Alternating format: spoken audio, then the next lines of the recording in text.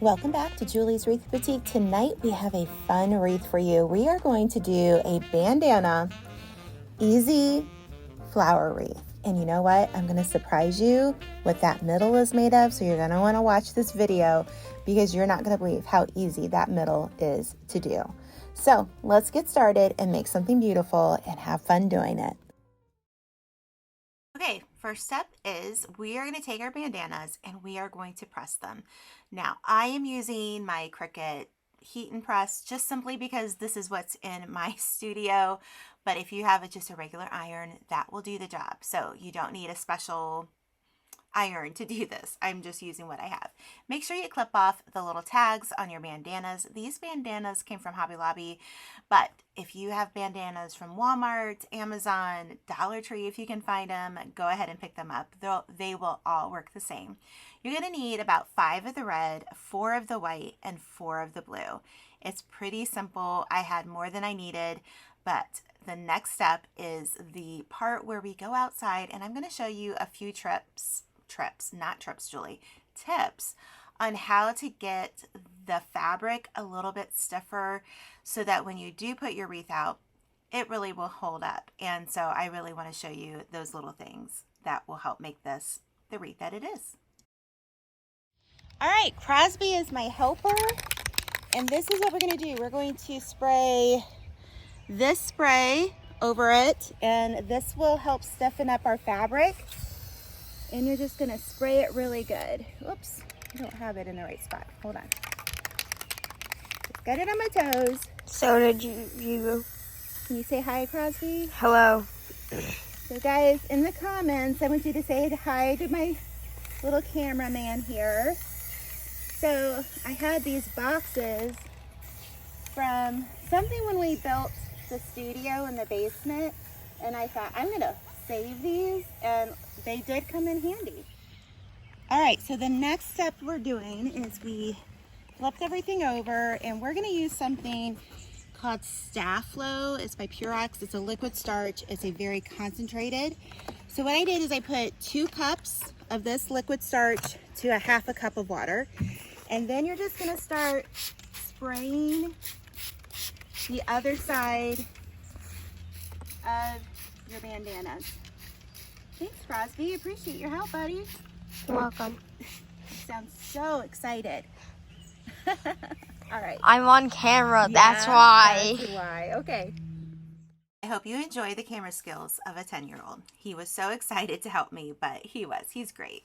So you're going to take your bandanas and we are going to fold it over because now we're going to cut them. And we are going to make them at 10 inches wide. I'm only going to cut one side, so it's going to be more like 10 inches by 10.5 inches, all right? But that's okay. It's really not going to matter because I'm going to show you how we're going to put these all together in a moment.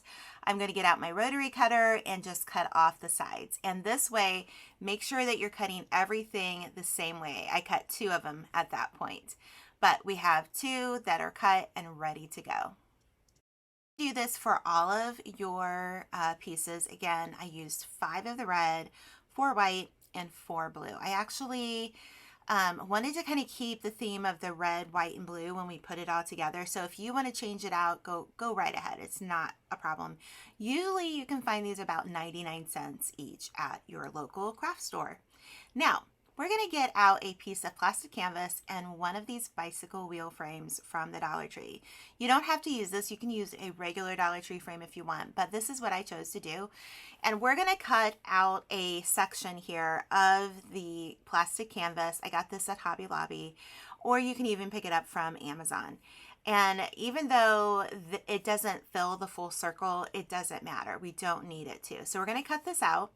And then we're going to start putting it together with our zip ties. And there is no method to this. It's just put zip ties wherever you feel like it will hold the best. And this is going to give us the opportunity to have a flat surface to work on. And then secondly, it's going to give us an opportunity that we don't have to necessarily use the spindles. I do use some of them at sometimes, but they're not necessary. Really, the bicycle wreath frame is just going to kind of keep the structure of your wreath together. So get that all settled up.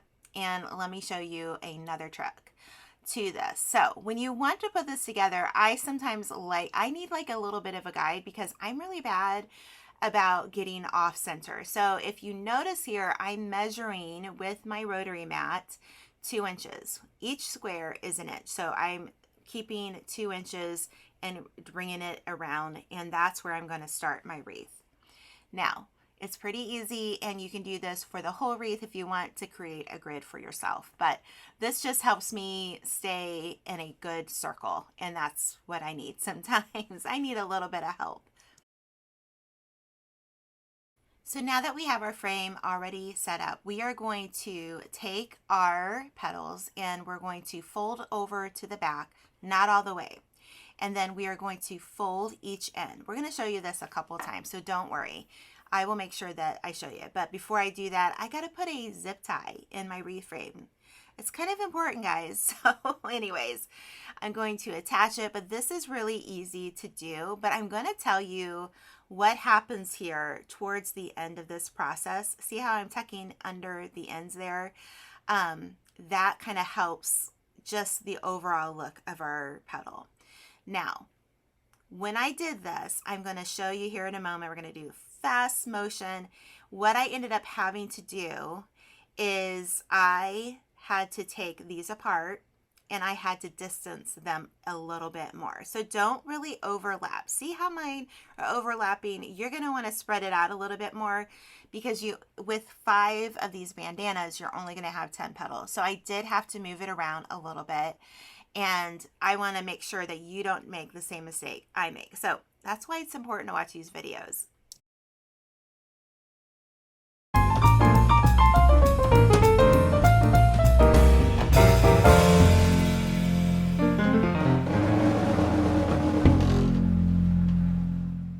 So now you can see how I'm spaced a little bit better.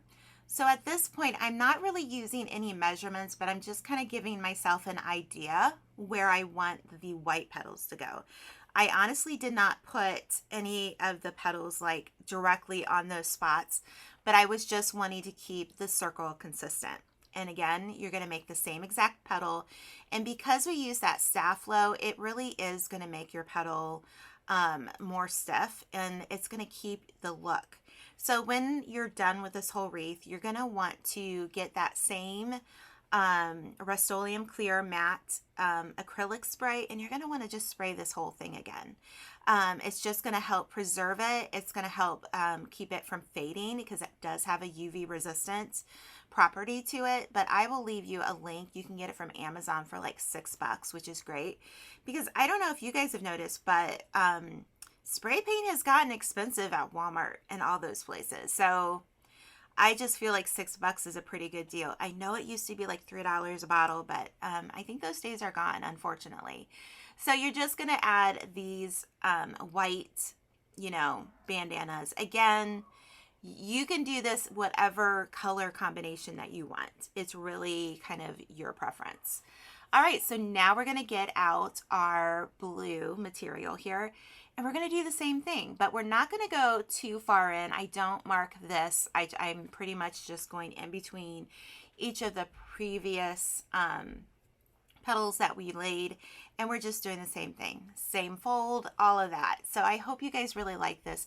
If you get through this whole video, go to the comment section and leave me something like an American flag, something patriotic, a firework, or even a cowboy hat, or a cowboy boot. I don't even know if we have those emojis on our iPhones, but it's just kind of cool that we can make something out of something like a bandana. And I know so many people have done their own version of this wreath, and I hope that you like my take on it.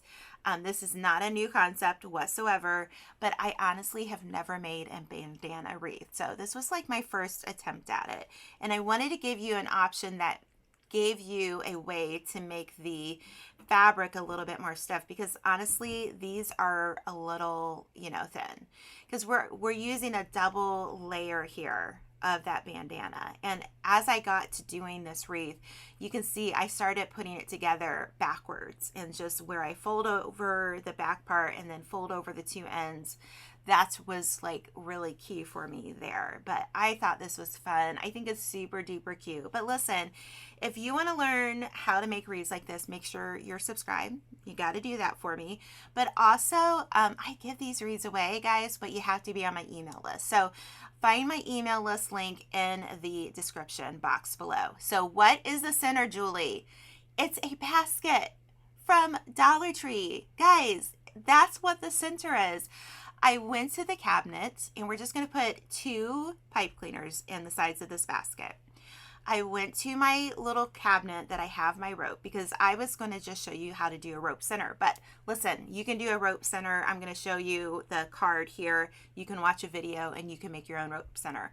But this was so easy and so affordable that this was like, it was sitting with it, and I picked it up and I looked at it and I flipped it over and I was like, this would make a really cool center. So all you do is you're going to put that, you could use a piece of wire, you use a pipe cleaner, whatever you want to do, but we're going through that grid. Again, the grid on the Dollar Tree bicycle frame really helped us out a lot here, because it was a nice big grid, and it was really fun to work with. So I like to just put my pipe cleaners back down into the grid, and you're just going to play around with the pedals. Again, it's so easy. But this is the one thing I forgot to show you at the beginning. You always need to get some felt. So I got another frame out. I got my felt, and I was a little lazy here. I didn't want to get a marker and mark it off. I just did it with my rotary cutter, and I only had ivory. Yeah, I got to get some more felt. I buy this by the yard over at Hobby Lobby. And I do get it when it's on sale, and I do this maybe a couple times a year. And this is what we're going to put on the back of our wreath. So the felt is going to cover it beautifully, and it's going to keep anything from scratching our door. The next part is I'm going to put a little hanger on it, since we're putting the felt on.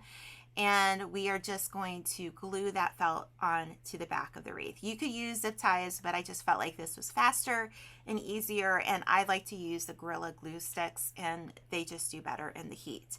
But listen, if you love this video as much as I love making it for you, make sure you leave some sort of patriotic emoji down in the comments.